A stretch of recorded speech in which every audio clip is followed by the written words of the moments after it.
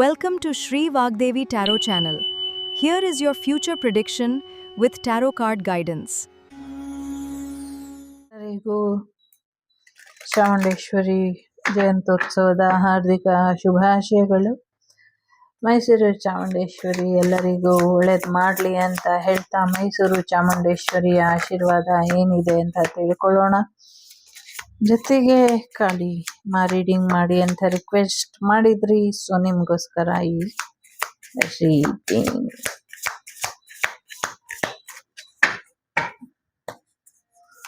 Okay, ಯಾರೋ one card ನಿಮ್ಗೋಸ್ಕರ ನನಗೋಸ್ಕರ ಅಂತ ಕೇಳ್ತಿದ್ದಾರೆ. ಸೊ ಯಾರೋ ಒನ್ ಕಾರ್ಡ್ ಕೇಳ್ತಿದ್ದಾರೆ, ಅವರಿಗೋಸ್ಕರ ಈ ಒನ್ ಕಾರ್ಡ್. ಎರಡು ಕಾರ್ಡ್ ಇದೆ.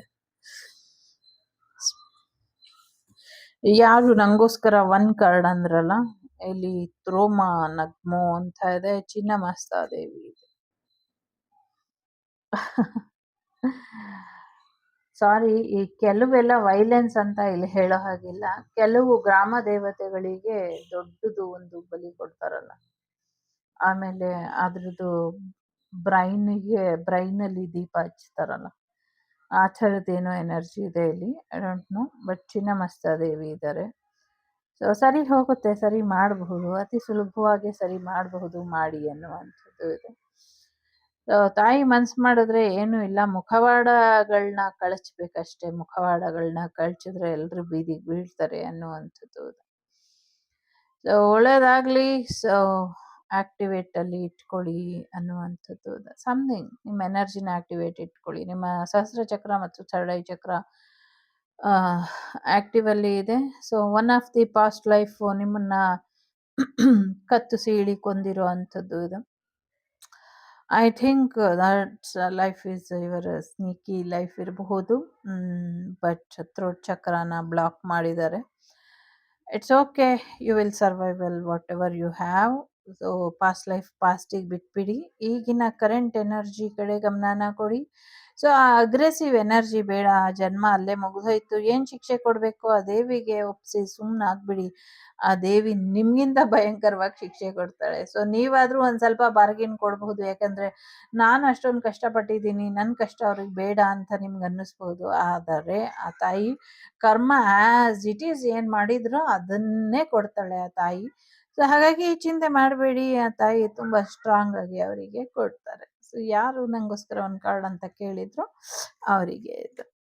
ಸೊ ಅನ್ವಯಿಸಿದ್ರೆ ಎಲ್ಲರೂ ತಗೊಳ್ಳಿ. Okay, not like that. So Kali Kapali Kapali Kapali ಕಲಾಧಾರ.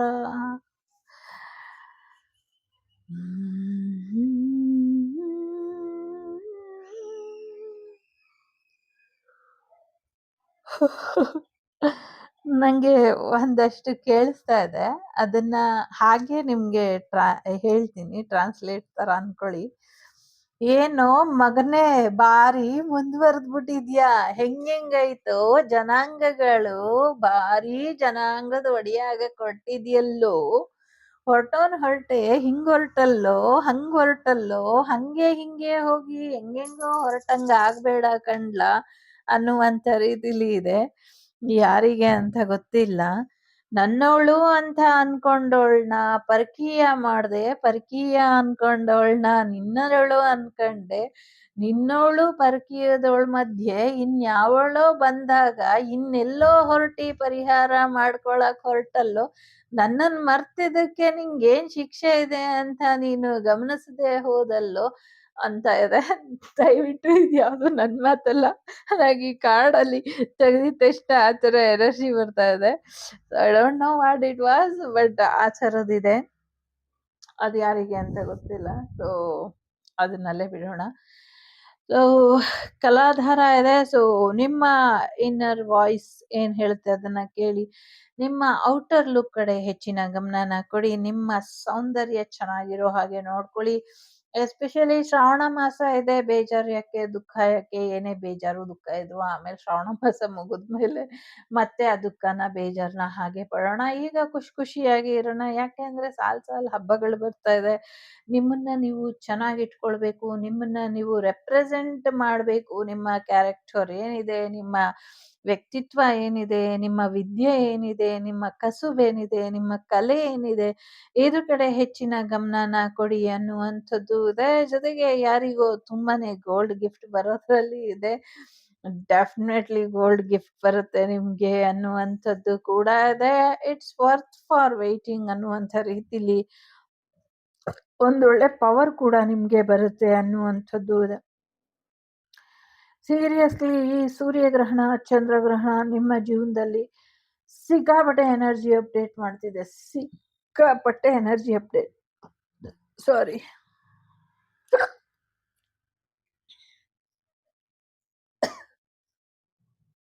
ಸಿಕ್ಕಾಪಟ್ಟೆ ಎನರ್ಜಿ ಅಪ್ಡೇಟ್ ಮಾಡ್ತಾ ಇದೆ. ಕ್ಷಮಿಸಿ. ಸಿಕ್ಕಾಪಟ್ಟೆ ಎನರ್ಜಿ ಅಪ್ಡೇಟ್ ಮಾಡ್ತಾ ಇದೆ. So grab it.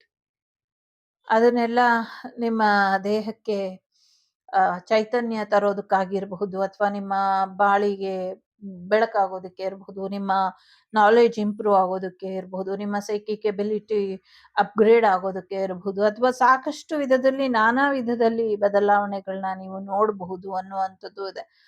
You will get your power back in bounce back ರೀತಿ. ಬೌನ್ಸ್ ಬ್ಯಾಕ್ ಆಗತ್ತಲ್ಲ, ಆ ರೀತಿಯಲ್ಲಿ ನಿಮ್ಮ ಪವರ್ ಬ್ಯಾಕ್ ಅನ್ನ ನೀವು ಮಾಡ್ಕೊಳ್ತೀರಾ ಅನ್ನುವಂಥದ್ದು ಇದೆ. 3 ನಂಬರ್ ತುಂಬಾ ಇಂಪಾರ್ಟೆಂಟ್ ಇದೆ. ಯಾಕೆಂದ್ರೆ ಇಲ್ಲಿ 3 ಇದೆ, ಇಲ್ಲಿ 21 ಇದೆ, ಇಲ್ಲಿ 12 ಇದೆ. ಅಗೇನ್ 3 ಎನರ್ಜಿ ಇದೆ. ಅಗೇನ್ 8 ಇದೆ. 8 ಇಸ್ ಲೈನ್ ಗೇಟ್ ಪೋರ್ಟಲ್ ಇದೆ. ಇವಾಗ 8 ಎನರ್ಜಿ ಇದೆ. ಸೊ ಯಾವತ್ತಿದೆ? ಶನಿವಾರ ಇದೆ. ಶನಿವಾರ ನಂಗನ್ಸೋ ಪ್ರಕಾರ ಶನಿವಾರ 8ನೇ ತಾರೀಕು ಏನಿದೆ, ಆಗಸ್ಟ್ 8ಕ್ಕೆ 8 ಗಂಟೆಲಿ ಸೊ ಎಲ್ರೂ ಕಾಲಭೈರವರ ಆರಾಧನೆ ಮತ್ತೆ ಒಂದಷ್ಟು ಉಗ್ರ ನರಸಿಂಹರ ಆರಾಧನೆ, ಅಥವಾ ನರಸಿಂಹ ಕರಾವಲಂಬಂ ಸ್ತೋತ್ರ ಏನಿದೆ, ಅಥವಾ ಮಂಗಳ ಋಣಮೋಚಕ ಸ್ತೋತ್ರ ಏನಿದೆ, ಇದೆಲ್ಲವನ್ನು ಕೂಡ ನೀವು ಜೋರಾಗಿ ಮನೆಯಲ್ಲಿ ಹಾಕೊಂಡು ಕೇಳಿ. ಇದರಿಂದ ಒಳ್ಳೇದಾಗತ್ತೆ. ಮಾರ್ನಿಂಗ್ 8 ಆದ್ರೂ ಓಕೆ, ಸಂಜೆ 8 ಆದ್ರೂ ಓಕೆ. ಎಸ್ಪೆಷಲಿ 8 ಗಂಟೆ 8 ನಿಮಿಷ 8 ಸೆಕೆಂಡಿಗೆ ಮ್ಯಾನಿಫೆಸ್ಟ್ ಮಾಡ್ಕೊಂಬಿಡಿ. ಏನ್ ಬೇಕೋ ಎಲ್ಲ ಆಗತ್ತೆ. ಸಿಕ್ಕಾಪಟ್ಟೆ ಪವರ್ಫುಲ್ ಇದೆ. ಸೊ ಹುಷಾರಾಗಿ ಇರಿ ಅನ್ನುವಂಥದ್ದು ಇದೆ. ಕೆಲವ್ರಿಗೆ ಕೋಪ ಮಾಡ್ಕೊಳಕ್ ಹೋಗ್ಬೇಡಿ. ಕೆಲವ್ರದ್ದು ಹಲ್ಲೆಲ್ಲ ಉದ್ರೋಗುವಂತ ಸಾಧ್ಯತೆಗಳು ಕೂಡ ಇದೆ. ಒಂದಷ್ಟು ಭೈರವಿ ಯೋಗಿನಿ ತಂತ್ರಗಳನ್ನ ಮಾಡಿದ್ದಾರೆ. ತಲೆಬುಡೆ ಅದು ಇದು ಎಲ್ಲ ಇಟ್ಟಿ ಮಾಡಿರಬಹುದು. ಅದು ಕಾಣಿಸ್ತಾ ಇದೆ, ಇಲ್ಲಿ ಪಿಕ್ಚರ್ ಅಲ್ಲಿ ಇದೆ ಅಂತಲ್ಲ, ಬಟ್ ನಿಜವಾಗ್ಲೂ ಪ್ರಯೋಗನ ಮಾಡಿದ್ದಾರೆ. ಹಾಗಾಗಿ ಸಾಕಷ್ಟು ಡಿಸ್ಟರ್ಬ್ ಆಗ್ತಿದೆ. ನಿಮ್ ತಲೆನೇ ಕೆಲಸ ಮಾಡ್ತಾ ಇಲ್ಲ, ಮರವು ಜಾಸ್ತಿ ಆಗಿದೆ, ನಿಮ್ಮ ಸಹಸ್ರ ಚಕ್ರ ಬ್ಲಾಕ್ ಆಗಿದೆ, ನಿಮ್ಮ ಸಹಸ್ರ ಚಕ್ರದ ಮೇಲೆ ಅಂದ್ರೆ ತಲೆ ಮೇಲೆ ಒಂದಷ್ಟು ನೆಗೆಟಿವ್ ಎಂಟಿಟಿಗಳನ್ನ ಅಥವಾ ನೆಗೆಟಿವ್ ಎನರ್ಜೀಸ್ನ ಕೂರಿಸಿದ್ದಾರೆ ಅನ್ನುವಂಥದ್ದು ಕೂಡ ಇದೆ. So get back your beauty and brain and whatever you lost in your mind. So ಹಾಗಾಗಿ ನಿಮ್ಮ ಮೈಂಡ್ ಇಂದ ಏನ್ ಲಾಸ್ಟ್ ಆಗಿತ್ತು, ನಿಮ್ಮ ನೆನಪುಗಳಿಂದ ಏನು ಕಳೆದು ಹೋಗಿತ್ತು, ನಿಮ್ಮ ಪವರ್ ಆಗಿರ್ಲಿ ಅಥವಾ ನಿಮ್ಮ ವಿದ್ಯೆ ಆಗಿರ್ಲಿ, ನಿಮ್ಮ ಕೆಲವು ಡ್ರೆಸ್ಸಿಂಗ್ ಸೆನ್ಸ್, ನಾನೇನ್ ಮಾಡ್ತಿದ್ದೆ ನಂಗೆ ಗೊತ್ತಿಲ್ಲ, ನಾನು ಅಡುಗೆ ಮಾಡ್ತಿದ್ದೆ ಹೇಗ್ ಮಾಡ್ತಿದ್ದೆ ಗೊತ್ತಿಲ್ಲ, ನಾನು ಏನೋ ಒಂದಷ್ಟು ಕೆಲಸ ಮಾಡ್ತಿದ್ದೆ, ಆ ಕೆಲಸ ಏನು ಅಂತ ಗೊತ್ತಿಲ್ಲ. ಇದು ಎಸ್ಪೆಷಲಿ ಕಲೆಗೆ ಸಂಬಂಧಪಟ್ಟಂಗೆ ಒಂದಷ್ಟು ಬದಲಾವಣೆಗಳು ಕೂಡ ಮಾಡ್ಕೊಳ್ಳಿ ಅನ್ನುವಂಥದ್ದು ಇದೆ.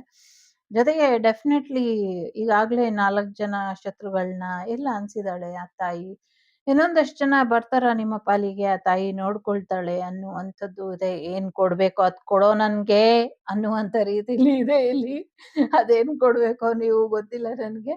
ಅದೇನ್ ಕೊಡ್ಬೇಕು ಅನ್ಕೊಂಡಿದೀರಾ ಅದನ್ನ ಆ ದೇವಿಗೆ ಕೊಡಿ ಅನ್ನುವಂಥದ್ದು ಇದೆ. ಆ ದೇವಿಗೆ ನಿಮ್ಮ ಹತ್ರ ನಿಮ್ಮ ಮತ್ತು ದೇವಿ ಮಧ್ಯೆ ಏನು ಮಾತುಕತೆ ಆಗಿತ್ತೋ, ಅಥವಾ ದೇವಿಗೆ ಏನು ಪ್ರಾರ್ಥನೆ ಇಟ್ಟಿದ್ರೋ ಗೊತ್ತಿಲ್ಲ. ಆ ಪ್ರಾರ್ಥನೆನ ನೀವು ದೇವಿಗೆ ಸಮರ್ಪಣೆನ ಮಾಡ್ಬಿಡಿ. ಅಥವಾ ಹರಕೆ ಮಾಡ್ಕೊಂಡಿದ್ರೆ ಆ ಹರಕೆನ ತೀರ್ಸಿ ಅನ್ನುವಂಥದ್ದು ಇದೆ.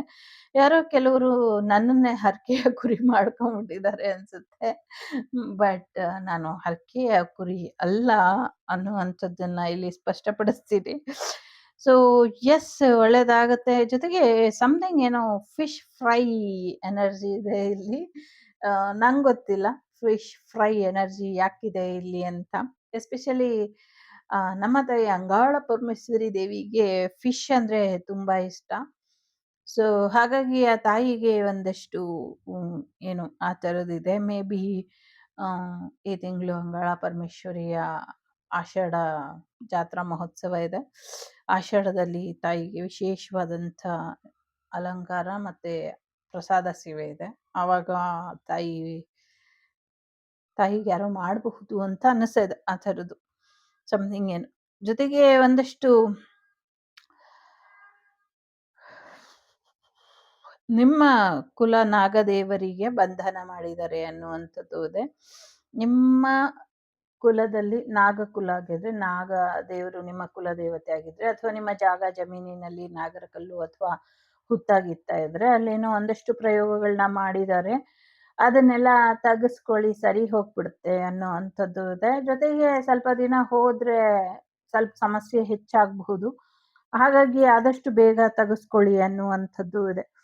ದೇವಿ ಬಳೆಗಳನ್ನ ಒಡೆದಿದಾರಲ್ಲ, ಇದು ಸರಿನಾ ಅನ್ನುವಂಥ ಪ್ರಶ್ನೆ ಇದೆ. ಸೊ ದೇವಿ ಬಳೆಗಳನ್ನ ಒಡೆದು ಸಮಸ್ಯೆ ಮಾಡಿದವರಿಗೆ ಶಿಕ್ಷೆ ಇಲ್ವಾ ಅಂದ್ರೆ, ನೀನ್ ಯಾಕೋ ಮಗನೇ ಚಿಂತೆ ಮಾಡ್ತೀಯಾ, ನಾನು ಇದೀನಿ ಶಿಕ್ಷೆ ಕೊಡ್ಲಿಕ್ಕೆ, ನೋಡ್ತಿದ್ದೀನಿ ಕಣೋ ನೋಡ್ತಿದ್ದೀನಿ, ಈಗಾಗಲೇ ಕೈಗಳಲ್ಲಿ ಕೊಳೆಯಕ್ಕೆ ಶುರು ಆಗಿದೆ ಕಣೋ, ಪೂರ್ತಿ ಕೈ ಕೊಳತೆ ಬಿದ್ದೋಗುತ್ತೆ ನನ್ನ ಬಳೆನ ಒಡೆದವರಿಗೆ, ನಾನು ಸುಮ್ಮನೆ ಬಿಡೋದಿಲ್ಲ ಅನ್ನುವಂಥದ್ದು ಇದೆ. ನನಗೆ ಏನೇನೋ ಕೇಳಿಸ್ತಿದೆ ಇವತ್ತು, ಯಾಕೆ ಅಂತ ಗೊತ್ತಿಲ್ಲ, ಆ ಥರ ಎಲ್ಲ ಕೇಳಿಸ್ತಾ ಇದೆ ನನಗೆ. ಮೇ ಬಿ ಕರ್ಮ ರಿಟರ್ನ್ ಆದರೆ ಯಾರೂ ಬಗೆಹರಿಸೋದಕ್ಕಾಗೋದಿಲ್ಲ ಅದನ್ನ. ಯಾಕೆ ಅಂದರೆ ಅದನ್ನ ಯಾರೂ ತಪ್ಪಿಸೋದಕ್ಕಾಗೋದಿಲ್ಲ. ಈವನ್ ದೇವ್ರೂ ತಪ್ಸೋಕ್ಕಾಗಲ್ಲ, ದೆವ್ವನೂ ತಪ್ಸೋಕ್ಕಾಗಲ್ಲ, ಅಥವಾ ಯಂತ್ರ ಮಂತ್ರ ತಂತ್ರ ಯಾವುದೂ ತಪ್ಸೋಕ್ಕಾಗಲ್ಲ. ಈವನ್ ಪ್ರಾಯಶ್ಚಿತ ಕೂಡ ಅದನ್ನ ತಪ್ಸೋಕ್ಕಾಗಲ್ಲ. ಅದರ ಪ್ರಭಾವನ ಕಮ್ಮಿ ಮಾಡಬಹುದೇ ಹೊರತು ಅದನ್ನ ತಪ್ಸೋದಕ್ಕಾಗೋದಿಲ್ಲ. ಅದರಲ್ಲೂ ನಿಸ್ವಾರ್ಥಿಗಳಿಗೆ ಅಥವಾ ನಿರಪರಾಧಿಗಳಿಗೆ ಶಿಕ್ಷೆ ಕೊಡ್ತಾನೇ ಹೋದ್ರೆ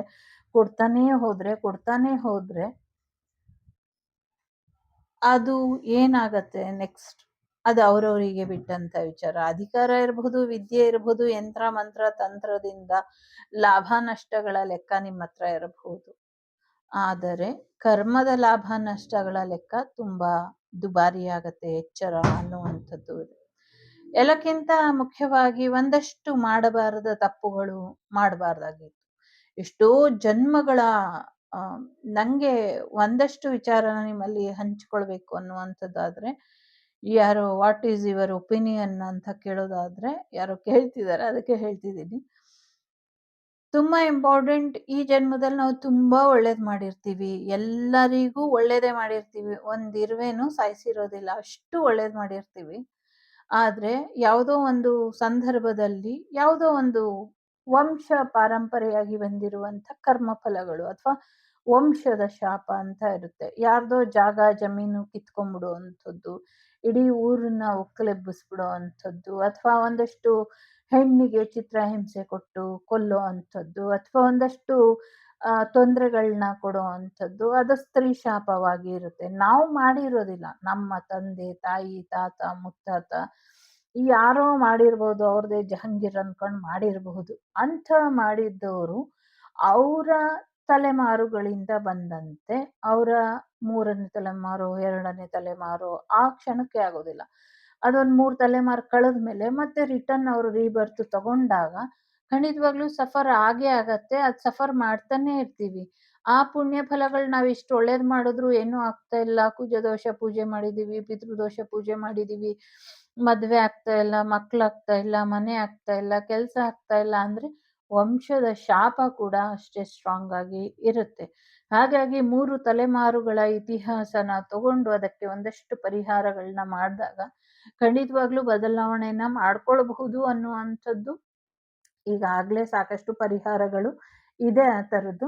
ಆ ಥರ ಇರುತ್ತೆ. ಹಾಗಾಗಿ ನಾನೇನು ಮಾಡಿಲ್ಲ, ನಂಗೆ ಇಷ್ಟು ಶಿಕ್ಷೆ, ನಾನು ಇಷ್ಟು ಒಳ್ಳೆಯವರು, ನಂಗಿಷ್ಟು ಶಿಕ್ಷೆ ಅಂದ್ರೆ ಯಾವುದೋ ಜನ್ಮದಲ್ಲಿ ಮಾಡಿರೋದನ್ನೇ ಇಡೀ ಫ್ಯಾಮಿಲಿ ಅನುಭವಿಸ್ತಿದೆ ಅಂದ್ರೆ, ಇಷ್ಟು ದಾರುಣವಾಗಿ ನೀನು ಮಾಡಿದ್ದು ಅಷ್ಟು ಸುಲಭವಾಗಿ ಹೇಗೆ ನಿನ್ನನ್ನು ಬಿಟ್ಟು ಹೋಗುತ್ತೆ ಅಲ್ವಾ?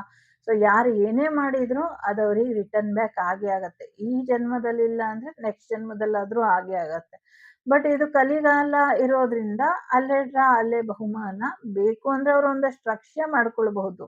ಆದ್ರೆ ಅವ್ರ ಮನೆ ದೋಸೆ ಅಲ್ಲ ಕಾವಲಿನೇ ತೂತಾಗುವಷ್ಟು ಅವರಿಗೆ ಸಮಸ್ಯೆಗಳಿರುತ್ತೆ. ಬಟ್ ಮೇಲ್ನೋಟಕ್ಕೆ ನಿಮ್ಗೆ ನೋಡೋದಕ್ಕೆ ಕಾಣಿಸೋದಿಲ್ಲ ಅಷ್ಟೇನೆ. ಇನ್ನ ನಿಮ್ಮ ಈ ಜನ್ಮದ ಪುಣ್ಯ ಫಲಗಳಿಗೆ ಬರೋದಾದ್ರೆ, ನಾನು ಇಷ್ಟೊಂದು ಒಳ್ಳೇದು ಮಾಡಿದ್ದೀನಿ, ಇಷ್ಟೊಂದು ಎಲ್ರಿಗೂ ಸಹಾಯ ಮಾಡಿದ್ದೀನಿ, ಯಾರಿಗೂ ಕೆಟ್ಟದ್ದು ಬಯಸಿಲ್ಲ, ಇಷ್ಟು ಪೂಜೆ ಮಾಡಿದ್ದೀನಿ, ಹೋಮ ಮಾಡಿದ್ದೀನಿ, ಹವನ ಮಾಡಿದ್ದೀನಿ, ಎಲ್ಲೂ ಹೋಗೋದಿಲ್ಲ. ಒನ್ ಆಫ್ ದಿ ಲೈಫಲ್ಲಿ ನಾವು ಪುಣ್ಯ ಮಾಡಿರೋದು, ಒಳ್ಳೆ ಕೆಲಸಗಳು ಮಾಡಿರೋದು ನಮ್ಮ ಅಡಿಷನಲ್ ಬ್ಯಾಂಕ್ ಬ್ಯಾಲೆನ್ಸ್ ಇದ್ದಂಗೆ. ಯಾವಾಗ ನಮ್ಗೆ ಸಹಾಯ ಬೇಕಾಗುತ್ತೋ, ಯಾವ ಜನ್ಮ ನಮ್ದು ದಾರುಣವಾಗಿ ಅನುಭವಿಸೋದು ಬಾಕಿ ಇರುತ್ತೋ, ಆ ಜನ್ಮಕ್ಕೆ ಆ ಪುಣ್ಯ ಎಲ್ಲ ಶಿಫ್ಟ್ ಆಗಿರುತ್ತೆ. ಆ ಜನ್ಮದಲ್ಲಿ ಎಲ್ಲವೂ ಕೂಡ ನಿಮ್ಗೆ ಬರುತ್ತೆ. ಬಂದಿದ್ದನ್ನ ನೀವು ಒಂದು ರೀತಿಯಲ್ಲಿ ಆ ಟೈಮಿಗೆ ಇವಾಗ ಕೆಲವರೆಲ್ಲ ಹೇಳ್ತಾರೆ, ಏನೋ ಗೊತ್ತಿಲ್ಲ, ಹೋಗಿದ ತಕ್ಷಣ ಲಕ್ ತರ ಫೇವರ್ ಆಗ್ಬಿಡುತ್ತೆ, ಹೋಗಿದ ತಕ್ಷಣ ಎಲ್ಲ ಕಡೆ ಕೆಲ್ಸ ಆಗತ್ತೆ, ಹೋಗಿದ ತಕ್ಷಣ ಹೇಳಿದಾಗ್ಬಿಡುತ್ತೆ, ಅನ್ಕೊಂಡಿದ ತಕ್ಷಣ ಆಗ್ಬಿಡುತ್ತೆ, ಇವ್ರು ಸಹಾಯ ಮಾಡಿದ್ರು, ಅವ್ರು ಸಹಾಯ ಮಾಡಿದ್ರು, ಯಾರು ಅಂತಾನೆ ಗೊತ್ತಿಲ್ಲ, ಅವರಿಂದ ಅನುಕೂಲ ಆಯ್ತು. ಈ ತರ ಎಲ್ಲ ಹೇಳೋದು ನಮ್ಮ ಈ ಒಂದು ಪುಣ್ಯದ ಫಲ. ನಮ್ಗೆ ಅಗತ್ಯ ಇರುವಂತ ಜನ್ಮದಲ್ಲಿ, ಅದು ಈ ಜನ್ಮನೇ ಆಗಿರ್ಬಹುದು, ಈ ಕ್ಷಣನೇ ಆಗಿರ್ಬಹುದು, ಮುಂದಿನ 10 ಜನ್ಮಗಳಾದ್ರೂ ಆಗಿರ್ಬಹುದು, 2 ಜನ್ಮ, 3 ಜನ್ಮ, 100 ಜನ್ಮ, ಹೀಗೆ ಯಾವಾಗ ಬೇಕಿದ್ರು ಅದು ರಿಟರ್ನ್ ಬರುತ್ತೆ. ಹಾಗಾಗಿ ಒಳ್ಳೆ ಕೆಲಸ ಮಾಡೋದಕ್ಕೆ, ಒಳ್ಳೆ ಆಲೋಚನೆಗಳನ್ನ ಇಟ್ಕೊಳ್ಳೋದಕ್ಕೆ ಯಾವತ್ತೂ ನಾವು ಹಿಂದೇಟ್ ಹಾಕ್ಬಾರ್ದು. ಮತ್ತೆ ನಾನು ಒಳ್ಳೇದ್ ಮಾಡಿದೆ, ನಂಗೇನು ಆಗಿಲ್ಲ, ನಾನು ಒಳ್ಳೇದ್ ಮಾಡಿದೆ, ನಂಗೆ ಹಿಂಗಾಗೋಯ್ತು, ನಾನು ಒಳ್ಳೇದ್ ಮಾಡಿದೆ, ಹಂಗಾಗೋಯ್ತು, ಹೇಳಿ ಹೇಳಿ ನೀವು ಮಾಡಿರೋ ಒಳ್ಳೇದು ಕಳೆದು ಹೋಗದಿರೋ ಹಾಗೆ ನೀವು ನೋಡ್ಕೊಳ್ಳಿ, ಆಯ್ತಾ? ನಿಮ್ಮ ಒಳ್ಳೇದನ್ನ ನೀವು ಹಾಗೆ ಇರೋದಕ್ ಬಿಟ್ಬಿಡಿ. ಭಗವಂತನಿಗೆ ಗೊತ್ತಿಲ್ವಾ ನೀವು ಒಳ್ಳೇದ್ ಮಾಡಿದ್ರೋ ಕೆಟ್ಟದ್ ಮಾಡಿದ್ರೋ? ಅವನ್ ಸೃಷ್ಟಿ ಮಾಡಿರುವಂತ ಈ ಜಗತ್ತಲ್ಲಿ ನಾವಿರೋ ಅಂಥದ್ದು. ಅವನಿಗೆ ಅಣು, ರೇಣು, ತೃಣ, ಕಾಷ್ಟ ಅಂತಾರಲ್ಲ, ಎಲ್ಲವೂ ಕೂಡ ಗೊತ್ತಿದೆ. ಅಣು ಅಂದ್ರೆ ಎಷ್ಟು? ಸಾಸಿವೆಯಲ್ಲಿ ಇನ್ನ ಚಿಕ್ಕದು, ಒಂದು ಮಣ್ಣಿನ ಧೂಳಿನ ಕಣಕ್ಕಿಂತ ಚಿಕ್ಕದು. ಅದರ ಇತಿಹಾಸನೇ ಭಗವಂತನ್ ಗೊತ್ತಿದೆ ಅಂದ್ರೆ, ಇಷ್ಟು ದೊಡ್ಡ ದೇಹದ ಇತಿಹಾಸ ಗೊತ್ತಿರೋದಿಲ್ವಾ? ಮತ್ತೆ ನಮ್ದು ಇದೊಂದೇ ಜನ್ಮ ನಮ್ಗೆ ಗೊತ್ತಿರುತ್ತೆ. ನಾವು 108 ಜನ್ಮಗಳು, ಅದು ಎಷ್ಟು ಜನ್ಮಗಳು ತೆಗ್ದಿದೀವೋ, ಪಕ್ಷಿ, ಪ್ರಾಣಿ, ಮೃಗ, ಮರ, ಗಿಡ, ವಾಟ್ ಎವರ್ ರೀಬರ್ತ್ ನಮ್ದಾಗಿದೆ, ಎಲ್ಲಾ ರೀಬರ್ತ್ ಅಲ್ಲೂ ಒಂದಲ್ಲ ಒಂದ್ ರೀಸನ್ ಅಲ್ಲಿ ಏನೋ ಒಂದು ತಪ್ಪೋ ಸರಿನೋ ಆಗಿರುತ್ತೆ. ಅದೆಲ್ಲ ನಾವೇ ಮಾಡಿರ್ತೀವಿ ಅಂತ ಇಲ್ಲ, ನಮ್ ಫ್ಯಾಮಿಲಿ ಮೆಂಬರು ಮಾಡಿರ್ಬಹುದು. ಈಗ ಆಸ್ತಿಲಿ ಪಾಲ್ ಬೇಕು ಅಂದ್ರೆ ಕರ್ಮಫಲಗಳಲ್ಲೂ ಪಾಲೇ ಕೊಡೋದು. ಸೊ ಹಾಗಾಗಿ ಪುಣ್ಯಕ್ಕೆ ಹೆಣ್ಮಕ್ಳು ಮತ್ತೆ ಬಡ್ಡಿ ದುಡ್ಡು ಜಾಸ್ತಿ ತಿಂದಿದ್ರೆ, ಋಣ ಬಾಧೆ ಇದ್ರೆ ಗಂಡ್ಮಕ್ಳು ಹುಟ್ತಾರೆ ಅಂತ ಹೇಳ್ತಾರೆ. ಯಾಕೆ ಅಂದ್ರೆ ಅವರು ಜನ್ಮ ಪೂರ್ತಿ ಅವ್ರ ಮನೆಯಲ್ಲೇ ಇದ್ಕೊಂಡು ಅವ್ರ ದುಡ್ಡನ್ನೇ ತಿಂತಿರ್ತಾರಂತೆ ಗಂಡ್ಮಕ್ಳು.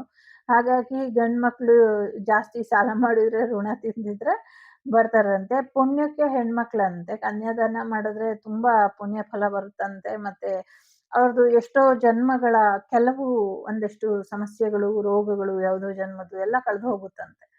ಹಾಗಾಗಿ ಹಾಗೆಲ್ಲ ಹೇಳ್ತಾರೆ. ನೀವು ಅದನ್ನೆಲ್ಲ ತಲೆ ಕೆಡ್ಸ್ಕೊಳ್ಬೇಡಿ. ನನ್ಗೆ ಯಾರು ಇಲ್ಲ, ಕಾಪಾಡ್ಲಿಲ್ಲ, ಈ ದೇವಿನ್ ಮುಗ್ದೆ, ಆ ದೇವಿನ್ ಮುಗ್ದೆ, ಈ ಪೂಜೆ ಮಾಡ್ದೆ, ಆ ಪೂಜೆ ಮಾಡ್ದೆ, ಯಾವ್ದೂ ಮಾಡ್ಲಿಲ್ಲ ಅಂತ.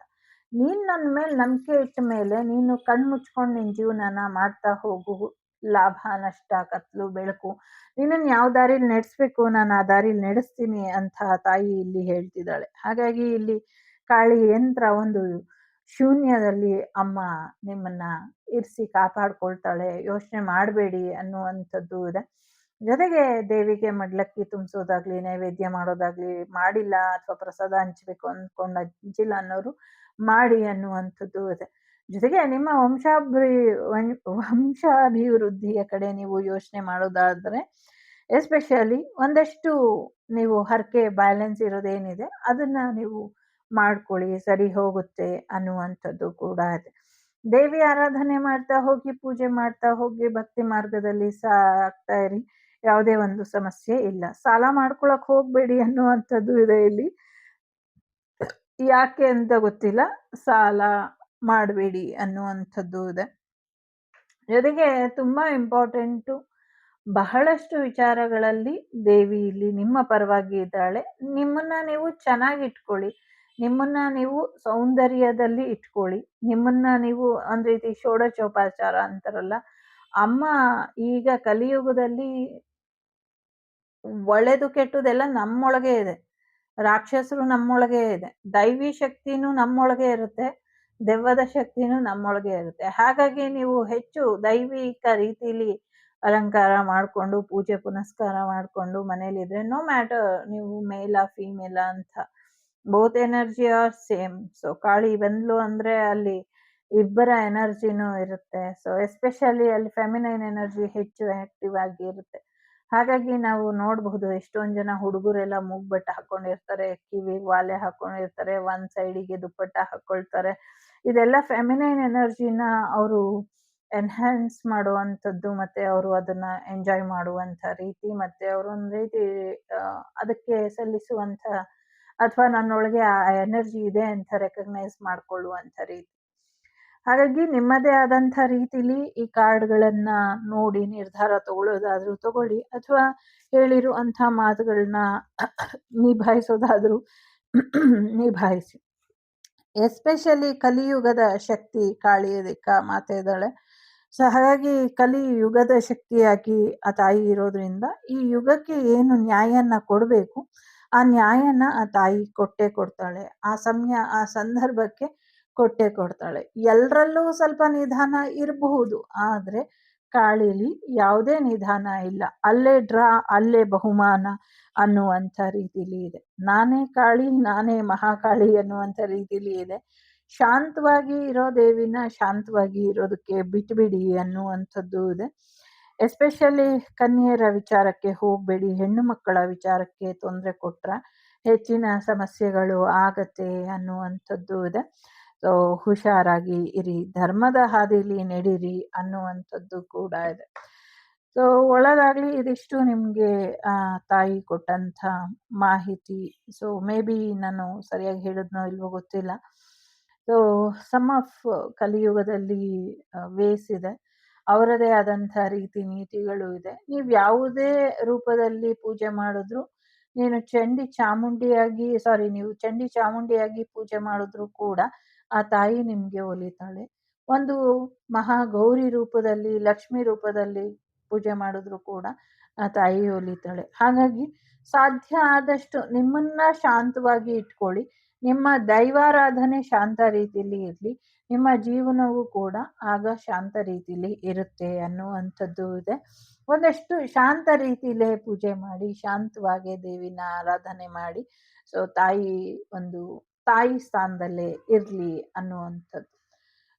ಇನ್ನೊಬ್ಬರಲ್ಲಿ ತಾಯಿನ ತಂಗಿನ ನೋಡೋದಕ್ಕೆ ನಿಮ್ಗೆ ಬಂದ್ರೆ ಖಂಡಿತವಾಗ್ಲು ಆ ತಾಯಿ ನಿಮ್ಮನ್ನ ಎಲ್ಲೇ ಇದ್ರೂ ಕ್ಷಮಿಸ್ತಾಳೆ ಮತ್ತೆ ಕಾಪಾಡ್ತಾಳೆ ಅನ್ನುವಂಥದ್ದು ಇದೆ. ಸಮಥಿಂಗ್ ಇಲ್ಲಿ ಹಿಡನ್ ಮೆಸೇಜಸ್ ಕೂಡ ಇದೆ.